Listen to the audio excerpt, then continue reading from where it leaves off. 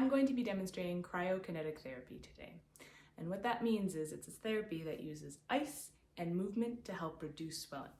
Now, it can be very effective in reducing swelling in large amounts, but you have to be careful with doing it because it's often performed at the very beginning of an injury, when you have a big swollen knee or wrist, when you've just injured it.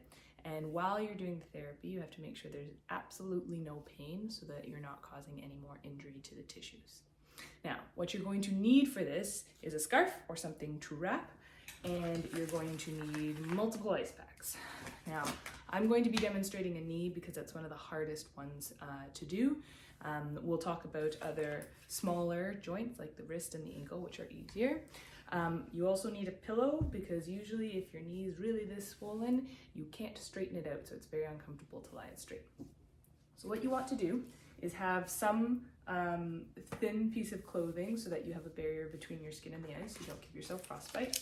And you're going to wrap the entire joint with these ice packs.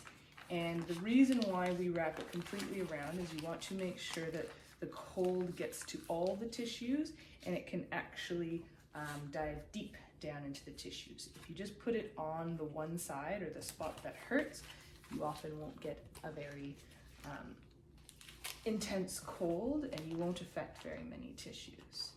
Now, once they are on, it's obviously easier if someone helps you do this.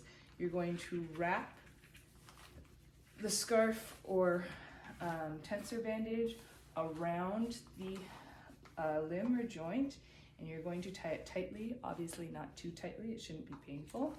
And then you put something underneath it. And you're going to leave it like that for 15 minutes, approximately. If anything is too cold, take it off immediately, or if you have pain with doing it, it should not be painful, and everyone's skin reacts differently to cold.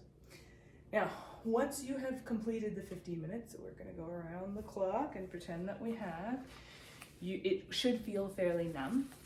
You're going to take the ice packs out, and put them back in the freezer, and then you are going to perform some pain-free movement.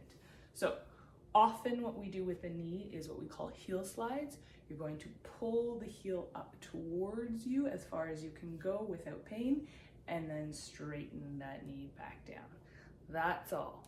You're going to repeat that up to 20 times usually, or as long as it takes for the joint to warm back up. You then want to reapply the ice immediately as soon as it's warm in the exact same way for another 15 minutes and complete it a second or third time.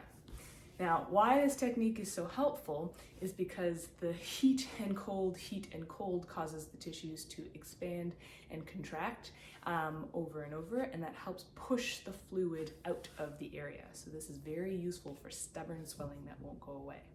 If you want to do it for a smaller joint like a wrist, it's much more effective to just get a bowl of ice water, so it doesn't have to be completely frozen, just ice water, at least 5 or 6 ice cubes in it, and then stick the entire joint into the water and do it again for 15 minutes.